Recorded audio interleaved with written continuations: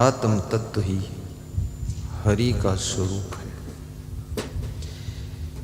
हरि ये साधारण विषय नहीं है। हरि माने भगवान होता है। 2 दिन सत्संग किया हूं, भगवान की बात नहीं बताया। बहुत लोगों को चिंता हो गई कि इतने बड़े संत होकर भगवान के बारे में कुछ बता ही नहीं रहे। आज मैं भगवान के बारे में भी बताऊंगा। आत्मा और परमात्मा, ईश्वर, ये सब बताऊंगा। क्या सच में तुम भगवान को पाना चाहते हो? ये संदेहात्मक बात है। एक तरफ भगवान बैठा हो और दूसरी तरफ धन की गठरी रखी हो। ईमानदारी से बताओ, तुम पहले किसको उठाओगे?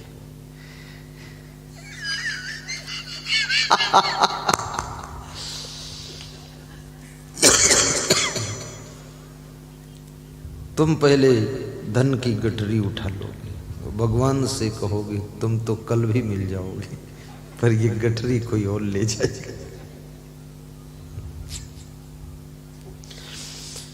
भगवान को पाने की प्यास तुम्हारे अंदर उतनी नहीं है। केवल भगवान के बारे में जानना चाहते हो, पर भगवान को पाना नहीं चाहते हो। और जानना भी इसलिए चाहते हो कि कभी फुर्सत होगी तब भगवान के बारे में कुछ साधना करेंगे, जान लेते हैं, फार्मूला रख लेते हैं, कभी काम आ जाएगा। परंतु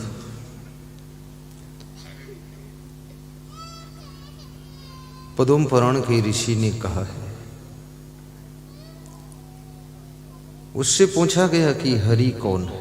हरि, पद्म पुराण का ऋषि कहता है, पर दुखेन यो दुखी, सुखो यश परस्त्रिया, संसारे अस्मिन् सह विज्ञेय साक्षात देव हरि स्वयं। पर दुखेन यो दुखी, जो दूसरे के दुख में द्रवित हो जाता है, पिघल जाता है, और दूसरे के सुख को देखकर जो प्रसन्न हो जाता है, सुखो यश परस्त्रिया। किसी के अच्छे मकान को देखकर जिसका मन खुश होता है, किसी महिला को अच्छे कपड़े पहने हुए देख करके मन प्रसन्न होता है, किसी भी व्यक्ति को कार में जाता हुआ देखकर मन गदगद होता है। जो दूसरे के सुख में खुश होता है, ऐसे लोग संसार में बहुत कम। ज्यादातर दूसरे का सुख देख करके लोग दुखी हो जाते हैं। दूसरे की उन्नति देख करके लोगों को ईर्ष्या हो जाती है। दूसरों का विकास देख करके लोगों के सीने पर सांप लौट जाते हैं, और दूसरों को डेवलप करता हुआ देख करके लोगों के मन में जलन होने लगती है, खुशी नहीं होती है। परंतु ये ऋषि, पद्म पुराण का ऋषि कहता है, जो दूसरे की उन्नति से जलता नहीं है, बल्कि प्रसन्न होता है। संसारे अस्मिन् सह विज्ञेय, इस संसार में वो साक्षात हरि स्वयं, वो साक्षात हरि भगवान का रूप है। इंसान के रूप में भी वो छिपा हुआ भगवान होता है। ये बात कहने में, सुनने में, लिखने में, पढ़ने में लगती है साधारण है, लेकिन ये बड़ी कठिन साधना है। और ईर्ष्या भीतर भीतर काम करती है। ईर्ष्या करने से आयु भी कम हो जाती है। ईर्ष्या करने से सुंदरता कम हो जाती है। ईर्ष्या करने से नींद भी कम आती है। और ईर्ष्या करने से प्रसन्नता भी कम हो जाती है। जलन करने से अपना सुख भी कम हो जाता है। और ईर्ष्या दूर वालों से नहीं होती है, ईर्ष्या निकट वालों से होती है। अपरिचित वालों से नहीं होती है, परिचित वालों से ही होती है। जिनको तुम जानते नहीं हो, उनके पास चाहे जितनी गाड़ियां हो, साड़ियां हो, लाड़ियां हो, लेकिन तुमको ईर्ष्या उर्ष्या कुछ नहीं। क्या अमेरिका के किसी आदमी से तुम्हें ईर्ष्या है? नहीं ईर्ष्या। क्या आपको छत्तीसगढ़ के किसी आदमी से ईर्ष्या है? नहीं है। ईर्ष्या तुम जिस गांव में रहते हो उसी गांव में पैदा होती है। ईर्ष्या तुम्हारा मकान जिसके पड़ोस में है उसी से पैदा होती है। ईर्ष्या तुम्हारे रिश्तेदार से पैदा होती है। ईर्ष्या तुम्हारे कुल कुटुंब वालों से पैदा होती है। संभोजनम संकथनम संप्रीतिश्च।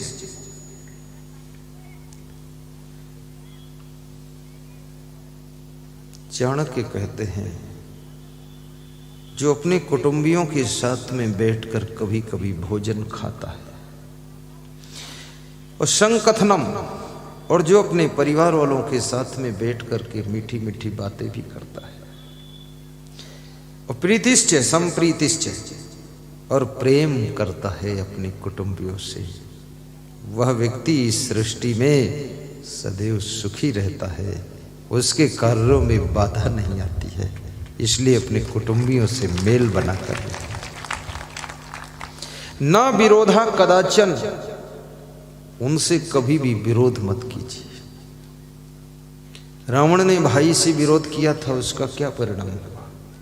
बाली ने सुग्रीव से विरोध किया था, उसका क्या परिणाम हुआ? याद रखना, घर का भेदी लंका ढावे। आत्मवर्ग परित्यज्य पर वर्गम समाश्रयेत। जो अपने कुटुंबियों को छोड़ करके दूसरों से व्यवहार बनाता है, शास्त्र कहते हैं कि वो बुद्धिमान नहीं है। अपने कुटुंबियों से, दूसरों से भी प्रेम कीजिए, लेकिन शास्त्र कहता है अपने कुटुंबियों का ख्याल कीजिए। मैं उत्तर प्रदेश के एक गांव में प्रवचन करने गया, तो कलेक्टर के घर में मेरा निवास था। उस घर का जो एक आदमी था वो कलेक्टर था। तो इस कलेक्टर का जो भतीजा था वो हमारी सेवा में था, उसके भाई का लड़का। तो उस भतीजे से हमने पूछा, तुम्हारे चाचा जी कलेक्टर हैं, तुम लोगों का कुछ ख्याल करते हैं? तो वो रो पड़ा, उसके आंसू आ गए। बोले जब से कलेक्टर हुए तब से मुंह नहीं बोलते। तो हमने कहा आते हैं कि नहीं आते हैं? बोले आते भी नहीं, कहीं 10-5 साल में आ गए। हमने कहा तुम जाते हो कि नहीं जाते हो उनके यहाँ? बोले हम तो जाते थे, लेकिन वहाँ भी बोलते नहीं थे, तो अब हम भी नहीं जाते हैं, फिर क्या करें? और रोने लगे। तो हमने कहा रोते क्यों हो? बोले दुनिया कहती है इनके चाचा कलेक्टर हैं, लेकिन हम तो बर्बाद हो गए। चाचा बहुत क्रोध में है, कुटुंबियों से ही दुश्मनी मानता है।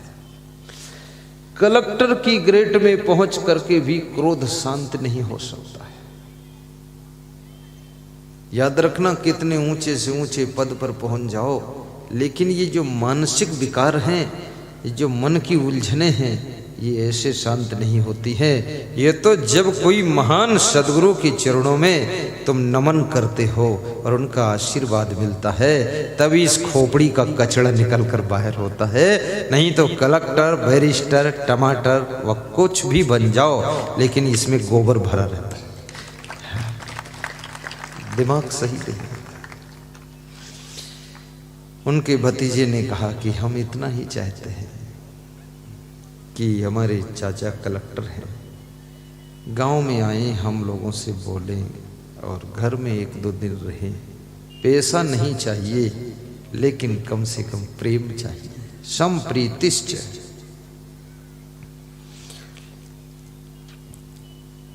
बहुत लोग प्रधानमंत्री बन गए, मैंने किसी प्रधानमंत्री को नहीं देखा कि अपनी मां के पैर छूता हो।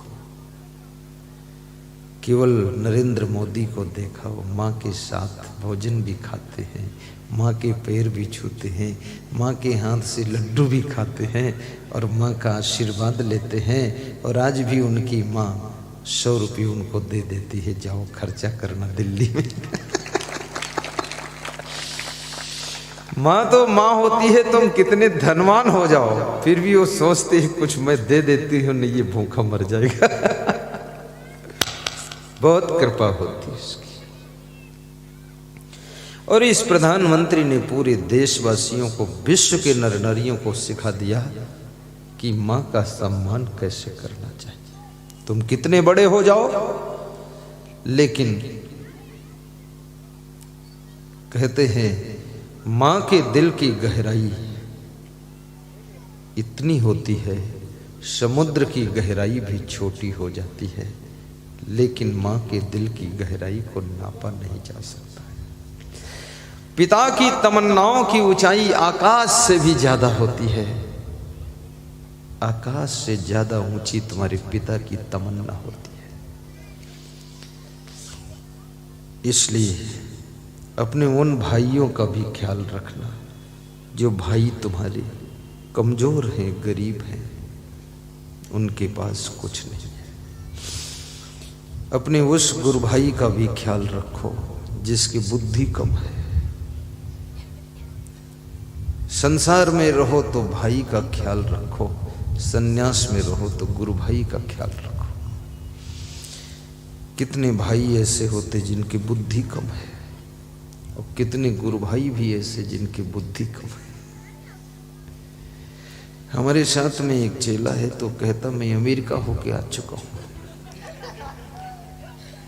तो मैंने कहा उड़ान कहाँ से भरा था? तो बोला पटना से। तो हमने कहा पटना से कोई प्लेन जाता ही नहीं अमेरिका। तो बोले अति। बोला अति स्टेशन का नाम याद नहीं। तो हमने कहा किराया कितना पड़ा था? बोले जो बुलाया था वही दिया था। अब उसके पास में बुद्धि कम है, तो सीधा है, बुद्धि कम है।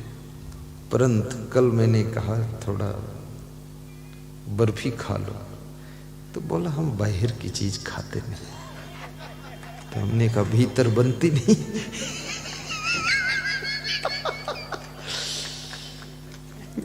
बहुत मजेदार है और मुझे भी ज्ञान देता रहता है। बोला गुरुदेव अति। तो हमने कहा क्या है? तो हमने कहा क्या कहना चाहते? बोले मैं अकेले सबको भोजन परोस देता हूँ, दूसरे की जरूरत नहीं, और 7 राउंड मार देता हूँ। तो हमने कहा तुम तो कम बुद्धिमान हो। बोले जो ये सोच रहे हैं उन्हीं के पास कम बुद्धि है।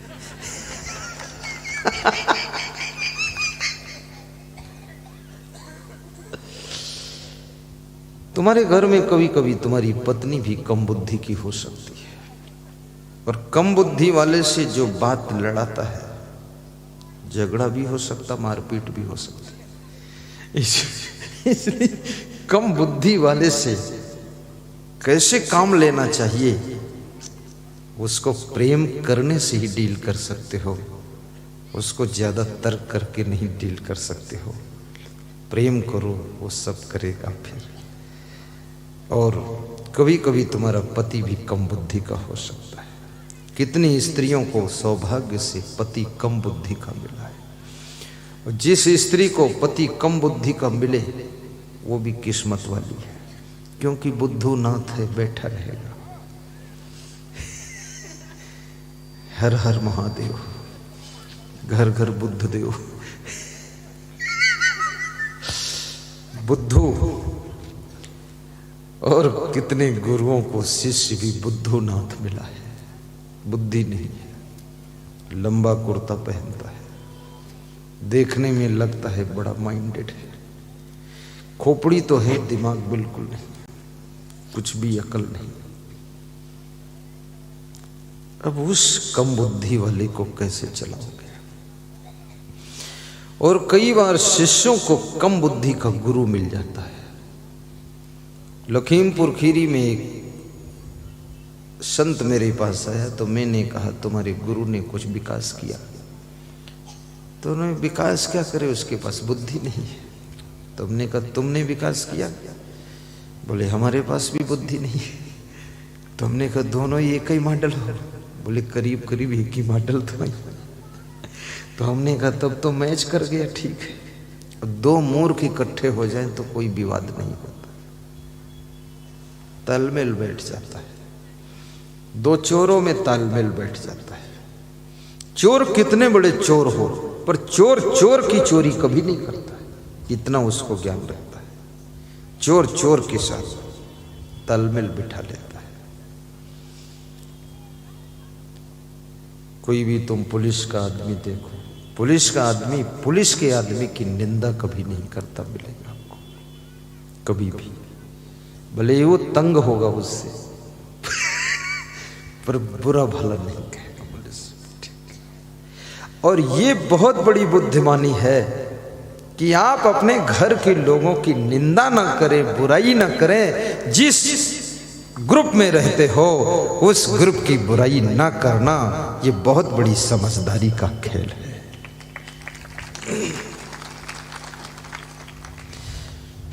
कितने लोगों को कम बुद्धि का बेटा मिल जाता है, बुद्धि नहीं है,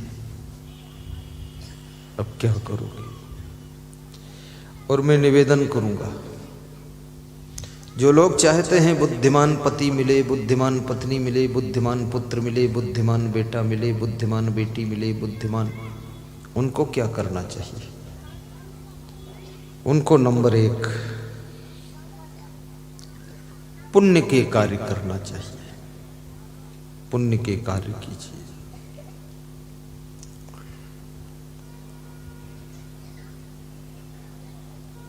दूसरे के परिवार से ईर्ष्या ना करें, प्रेम रखें, तुम्हारे बुद्धिमान लोगों का रिश्ता जुड़ जाएगा। और ये भी याद रखना,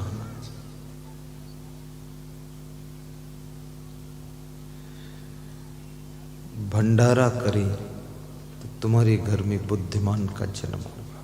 भंडारा करने से गांव की कुंवारी कन्याओं को खीर पूड़ी महीने में 1 दिन खिलाइए। दूसरे के बच्चों से भी प्रेम रखिए तो आप कभी पुत्र विहीन नहीं हो सकती है। आज मैं एक शास्त्र पढ़ रहा था, उसमें लिखा हुआ था जो दूसरों की संतान से प्रेम करती है महिला, वो कभी संतानहीन नहीं होती है। इसलिए बच्चों से प्रेम रखना चाहिए महिलाओं, नफरत नहीं रखना चाहिए।